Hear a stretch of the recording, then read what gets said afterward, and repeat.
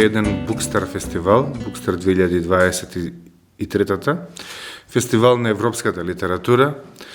Веќе неколку години наназад ова е фестивал кој што ги носи најпознатите и најтрендовските имиња од Европа. Овој подкаст, кој што нели секоја година го најавувам како со многу погрешно одбрано име Naked Lunch, Гол ручек, овој подкаст ќе го започнеме со Ања Мугерли од Словенија, која што за незината книга Пчелно семејство е добитник на Европската награда за литература. Тоа е збирка од 7 раскази и секој расказ застапува одреден обред или обичај од словенечката традиција, кои во делото на Мугерли се вметнати во поинаков контекст или во современи рамки, така што добиваат нова улога и некоја нова смисла. Централна тема на секој расказ е семејството. Така и во расказот Јаболкарка, иако е тоа нели неостварено семејство, обединето, потоа раздвоено во пламени јазици, или некое што во нормални услови би можело да стане вистинско пчелно семејство. Сите раскази, освен еден, се случуваат во сегашноста, не поради ритуалите и атмосферата се чинат безвременски, и авторката со една јазична виртуозност не внесува во свет што не го познаваме, иако живееме во него. Значи, во 2021-та оваа книга ја добива престижната награда за литература на Европската Унија. Ања, where did you get the idea for this sort of intertextual stories? What is so special in the Slovenian folklore that, let's say, differs these stories from, let's say, the other stories written in Slovenian language?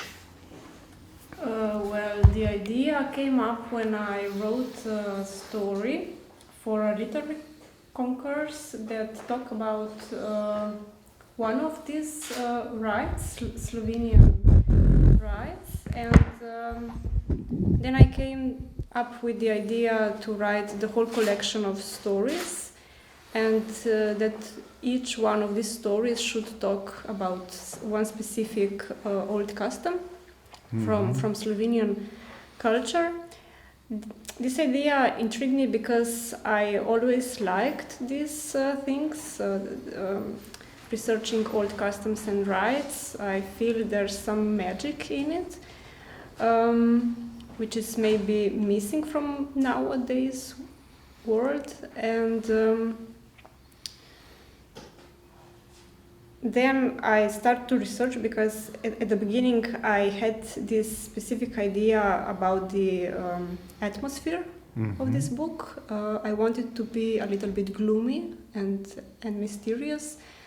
So I researched these old customs, and actually during my research I found out about some of them. I didn't knew about some of these old customs before.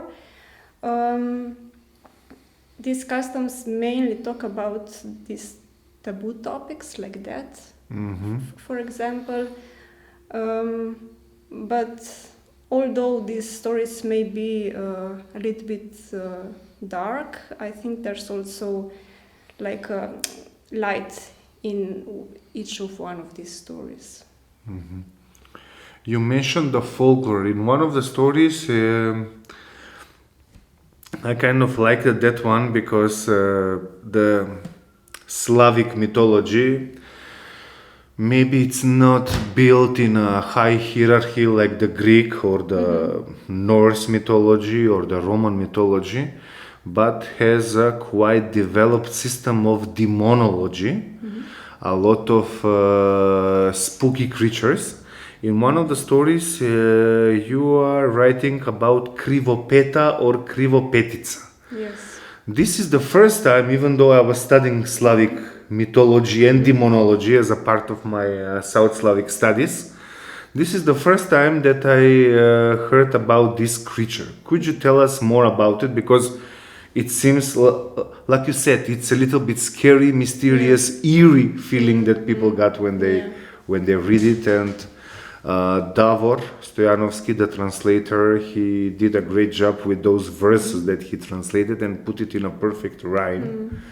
And I got kind of interest, but I couldn't find so much information about Krivopeta or Krivopetica. I don't know how it is in original Slovenian. Actually, is both Krivopeta and Krivopetnica with N in the middle, and also Pirta.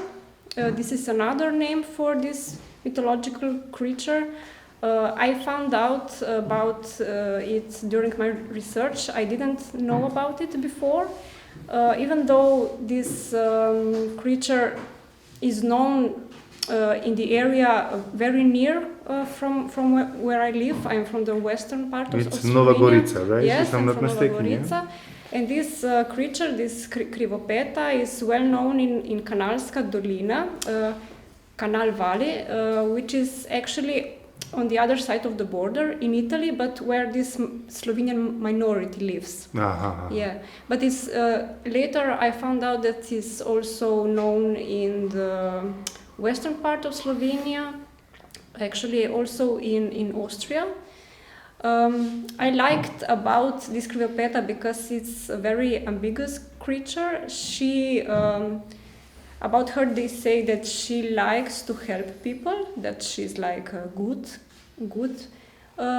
mythological creature. But if the people like do something bad to her or something that she thinks it's not good for her, she can be very, very evil. And she can be merciless and revengeful, right? Yes. And in the past, actually today, this mythological creature, it's not so much known anymore. But in the past, parents often frightened their children. Just like with Baba Yaga, Baba Roga, you know. Very similar. But it was something with the legs that I think that was some sort of a defect. This is the most interesting part because her legs, they are basically turned, the heel is at the front and the toes are in the back, and this is why she is called Krivopeta, because peta means heel in Slovenian. So in Macedonian also, and I think in all the former Yugoslavian languages. But I later found out that a similar creature they know of her also in Southern America. So it's very interesting. It's not only in this area. Yeah.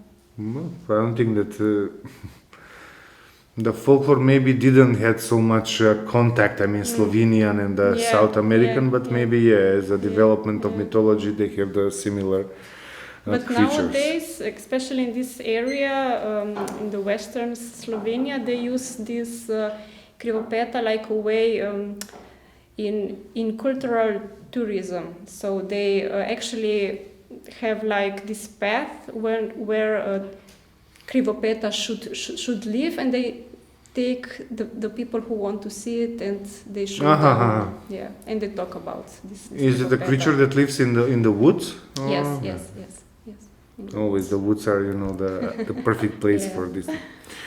Is it only the rural surrounding that motivates you to write, or there are also urban topics that you would that you write about? Because in this book, mainly the things happen in the small places, like villages. Everything is connected with milkman and the man who is producing cheese, Somehow I got the feeling that maybe the village was this microcosmos and macrocosmos that is the perfect surrounding for your stories. Is the world. For these stories, definitely, because they talk about something that's in the past, like also I wanted to write these stories like a link between the past and the today, even though they seem like these stories happen a long time ago, but I wanted to place them in the today. But mainly in my writing, I don't write only of the rural places, but for example, my last novel is happening in Nova Gorica, so in the city and also in You Ljubljana. mentioned the history, something that happened previously. Did you do the research for one of your stories where you write about the World War II? Yes. I did a lot of research for specifically that story, bee family, about the war, about the Second World War, and also about the bees and the beekeeping and all of these things. Yeah. So this is a very, very complex story because it's told by 3 different perspectives, and it's the longest, and it took me quite some time to finish it. Yeah. So you did basically like a research from the archives about the Also World War II also. happenings in Nova Gorica or basically in Slovenia. I especially researched like what is the word? What interested me the most were the experience of the people who lived during this time. So I listened a lot of their interviews or read them, so I could relate better to their experience, the war, because I haven't experienced it myself. Luckily not first hand. Yes. Did you had any opportunity to go and write, stay somewhere and write, like writing, like writers in residence? Yes, I were in Berlin, in Vienna, and last year in Liechtenstein for 4 weeks. Yeah.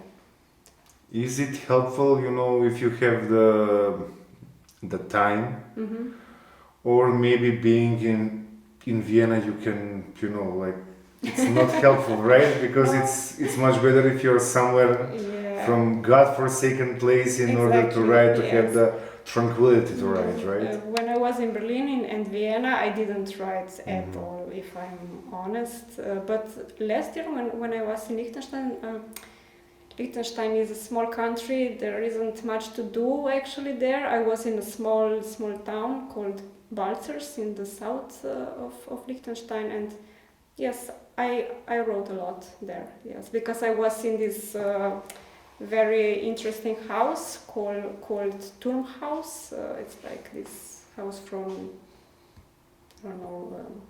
14,000, I think. And it's between these woods, and there were ships beside my house, and so I had So I again, had the time the to rustical experience. Yeah. I think that I know the answer. Could you let's say have a decent living just by writing and selling books? I mean, Slovenia is around 2 million inhabitants. So even if everyone bought a book, which is impossible, does your government has like some sort, I'm thinking about the Ministry of Culture, some sort of stipend or some sort of financial, let's say, financial donations for writers, let's say, to give them money, and just in a period of 2 or 3 years you should develop some idea and publish a book? Well, if I answer first the first part, or let's say you have to work something else in order to survive.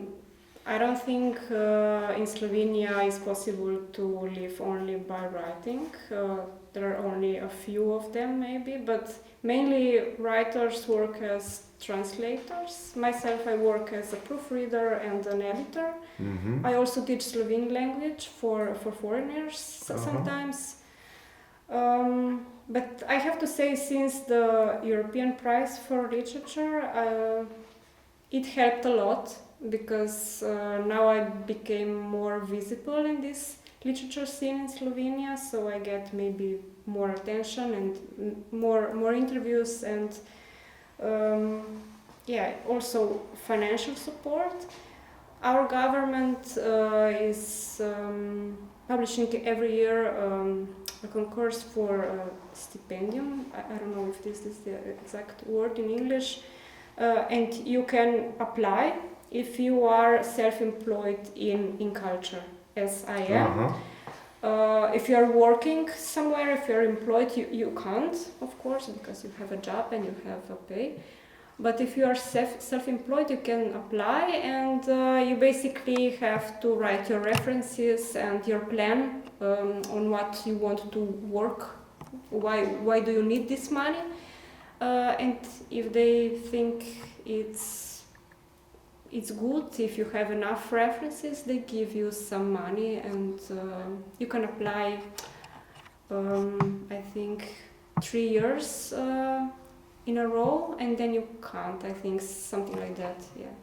Then you have to wait for 2 years, because there are many writers, many self-employed, and everyone should have their turn. But in these 2 years you need to produce something, you need to... It's not... not necessarily, no, right? no. Because, no, there is always the no. pressure, let's say, most of our authors, just in order to apply for some book award and something, a lot of them, they write great novels. I mean, they start great. Around in the middle of the novel, they are really great. There is a really good climax, and then at the end, just because they were rushing in order to apply for the book awards, they are really destroying the end, and suddenly you don't get that. The first feeling that you got, suddenly it all went down the drain. And the last question, since, let's say, they do disturb the motto of this BookStar festival, because we are around the same generation, as I did a little bit, like a research. Do you remember, let's say, at least the last years of Yugoslavia? I'm not talking about, do you remember the news, the politicians and everything, but more like from a cultural point of view. Because, let's say, there is still Yugo nostalgia in our country, especially when it comes to music. I mean, people still listen to Azra, Haustor, Bielo Dugme, Ekave. I'm, personally a big fan of Ekave, even though I prefer Laibach and Siddhartha, to be quite honest. But also, let's say, people also listen to Lachny Franz. Is there some blast from the past that you get from time to time when some song comes on radio that reminds you maybe on those last year? Because even though that we were in the same country, there are a lot of cultural differences from the aspect of reading, of working, of the financial standard between Macedonia and Slovenia. When I was younger, I listened to punk a lot, and for example, one Slovenian band, Niet, I loved them, and their music, it was like a link with that time that I don't honestly remember. I was born in Yugoslavia, but when I went to the first grade of primary school, this was actually, we were the first generation that we didn't learn any more Serbo-Croatian. Yeah. So this was like, they cut this link with the other countries of Yugoslavia, and unfortunately I don't remember much. No. From the movies, from the series, no, there is no nostalgia, I think, especially from the region where you live. I don't think that there is actually that sort of nostalgia. Nova Gorica is much closer to the Italian border, right? Yeah, when I was younger, we had to, when we crossed the border with Italy, which we did a lot because we went shopping there. We basically almost everything that we bought in Italy because they had things that we hadn't. And I remember we had this document that I think only in my part only in the part where I lived in Slovenia had it. It was called propustnica. And at that time also people, because you weren't allowed to bring a lot of stuff back, and for example there are many funny stories about how, for example, people went to Italy to buy jeans and we have the same stories. They had 1 and 2 and 3 pairs on it. In order to sell them, they will go to Trst, to Trieste, and then return here and be the hot shots, during the 70s and the 80s. I'm asking you because, let's say, on several gatherings or conferences or seminars where I go, usually people from the former Yugoslavian republics, even though a lot of them are born after the 1995 or some are even born during the 2000 and everything, they are still, when they are surrounded by, let's say, people from the former Soviet Union, people from former Czechoslovakia, like Czechia and Slovakia, they still gather together and they are making the best parties ever. And they put some music, and somehow they are trying to encapsulate that time, during the 70s and 80s, the time of their parents, not their time.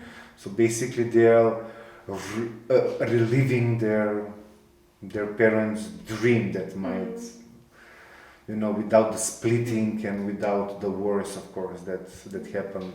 I mean, luckily Slovenia had only 10-day war, and Macedonia, even more luckily, they tried to dissolve without having a war, at least at that time, and then other things happened. Okay, thanks a lot. Thank you for the answers, and I hope that you will have a great time.